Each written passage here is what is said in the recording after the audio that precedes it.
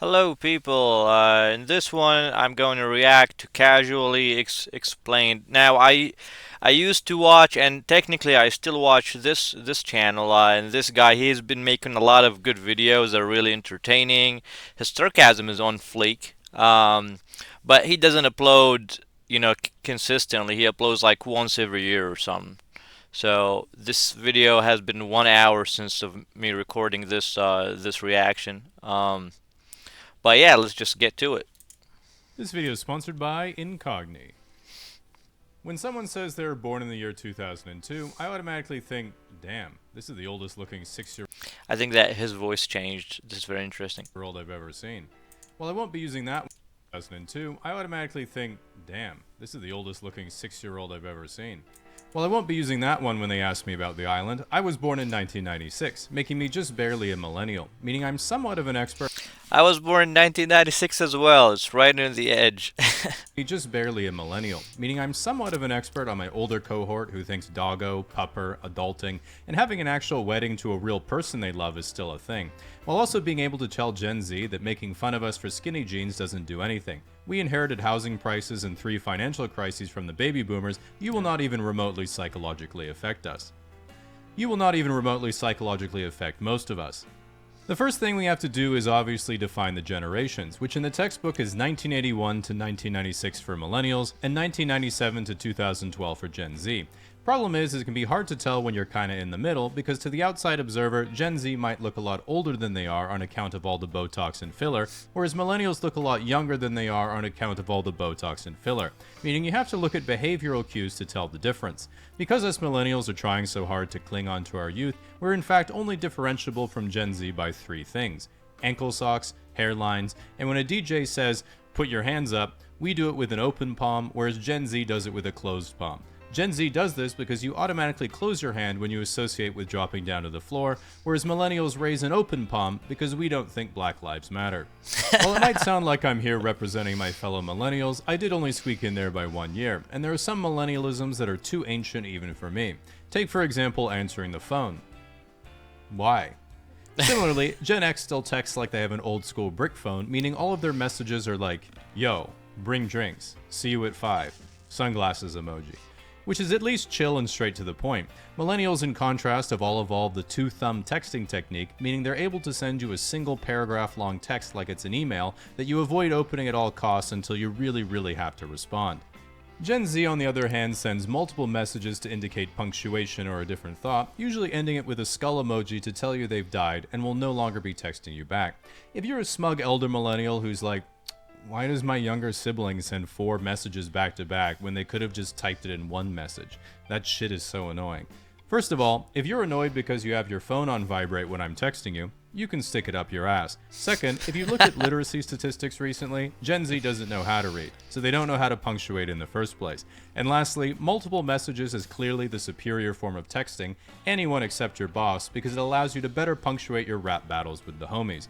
If you think about it, line breaks are literally poetry. I do think that people when they like write in separate messages like that, it's because they're mad or they're it's something like this and that and this and that. So when you're attacking, it's more like that. But when you're being defensive, it's like usually a long paragraph. So I just wanted to make that. That's at least in my experience.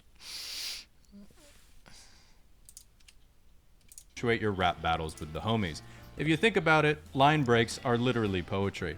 When it comes to socializing and how you like to have a good time, millennials and Gen X are notorious alcoholics, but Gen X also does cocaine and millennials instead do weed. Gen X are alcoholics on cocaine because it was the rock and roll culture of the time, whereas millennials are alcoholics and smoke weed because they all have anxiety and need to self-medicate in order to socialize. Gen Z, on the other hand, was very gently parented, don't even pretend they'll ever own a home, and never socialize publicly, so they just take Tren, Zins, and Goon for dopamine. One thing that Gen Z clearly outdid the millennials on is their slang, because just like high school, millennials also blundered the language on more than one occasion, coining such terrible turns of phrase as doggo, adulting, epic win, on fleek, it's lit fam, swag, I can't even, I did a thing, and calling any type of knowledge hacks. In contrast, Gen Z slang had a stranglehold on our broader vocabularies right away. For example, here's some Gen Z slang you hear all the time, which I will now translate in case it's not clocking to you. Let him cook. He's in the process of doing something well that isn't cooking, so don't interrupt him. She ate. She looked good or did something well that isn't eating. Riz, charismatically flirting. Crash out, mental breakdown. Shit slaps.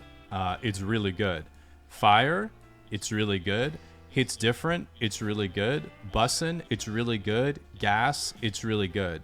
No cap, for real, on God, for real, true, for real, facts, for real, deadass, for real, for real, for real, for real. One thing that older millennials have a terrible take on is that Gen Z has bad fashion. Gen Z has great fashion, especially compared to us millennials at the same age. Besides, when most millennials were teenagers, social media hadn't been invented yet, so instead of growing up trying to imitate the most liked Instagram trend, we had peace, contentment, and mixed and matched our clothing like a hand-me-down buffet exactly to our own taste. We didn't dress to impress, we dressed to express our deep cultural anxiety and fear of bothering our parents in case the baby boomers got mad at us, which they pretty much always were. You might not like it, but this was peak millennial fashion. To prove that Gen Z has better fashion than millennials, in today's social media, it's common for an influencer to be chatting up girls on the street like, "Yo, you're so pretty, can I get your number?" And she's like, "I'm 16." And the guy's like, "Oh my god, you can't be 16. What? I gotta get out of here, chat." Back in my day, you'd already know they were 16 because we were all ugly. Furthermore, Gen Alpha now thinks that point-and-shoot digital cameras give a cool vintage look, meaning guess what? Low-rise bedazzled jeans are getting thrifted, and American Apparel hoodies are right around the corner. We are so back, baby. At the end of the day, ask most millennials, and we sort of feel we grew up in the best era to be kids, but the worst era to be adults. Gen Z, on the other hand, just thinks, wait, things were actually good? As an example, when someone says "Make America Great Again," Gen Z thinks you can't make something great again if it was always trash. But baby boomers think, I remember when me and Steve worked for Chrysler and Detroit was the richest city in the whole world. I bought a house for me, my wife, and my 8 brothers and sisters back when we were 23. But millennials hear "Make America Great Again" and think, remember the first 150 Pokemon, the Sega Genesis, Rock Band, growing up without a cell phone, when you made YouTube videos just for fun, getting free malware on LimeWire, using an iPod Touch to pretend to drink beer? How people would say, too soon. After Pirating stuff as well. Just wanted to put that out there. using an iPod Touch to pretend to drink beer? How people would say, too soon. After you made a 9/11 joke? Remember how badly we fucked up our teenage years, but it didn't matter because we had no social media? Remember smog? As I was reading this, I got nostalgic and remembered some more things, so I redid the video so I could keep going. Remember Deltora Quest? Ordering things from the Scholastic Book Fair? The Bermuda Triangle? Yeah. Oh yeah, that sound. Remember burning a CD? Remember CD drives in the first place? Remember when DLC was just another game called an expansion pack? Remember rewinding a VHS before you returned it to Blockbuster? I remember. Anyway, us millennials are going to go stare at the Winamp visualizer for a while. You guys can talk amongst yourselves. Now, unlike me and most of the people I know who can't remember anything, nearly everything that you've done online is remembered forever somewhere, which is why you should consider today's sponsor, Incogni. As we both know, your online activity is not just stored forever between the two of you to third parties who might want to scam, spam, or God forbid call you on the phone. Incogni acts on your behalf if you'd rather it not be in. Okay, so this is just all an ad. Yeah, this just got me so nostalgic here. Now, I thought that 1996 would be a Gen Z. I just right now discovered, or I mean, if he is correct, that it's still a millennial. I was not sure of that. But yeah, all the stuff that he mentioned just made me feel really old. I really don't have much to say. I was feeling a bit anxious, and I was feeling kind of angry about a bunch of things just before starting this reaction, and now I feel not anxious, but sort of nostalgic and a little sad. Um, yeah, I don't really have much to say. I mean, it was funny, and, the stuff that he mentioned. Also, this old snake game. It's really crazy how things have changed. So if you were in 1996 or older, you would remember a lot of these things that are nobody knows about anymore. You know, um, it's just crazy how time flies and how things change so fast.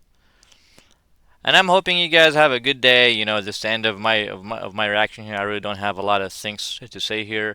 Maybe I'll try to upload a different video a little bit later on. Maybe not. Yeah, just see you.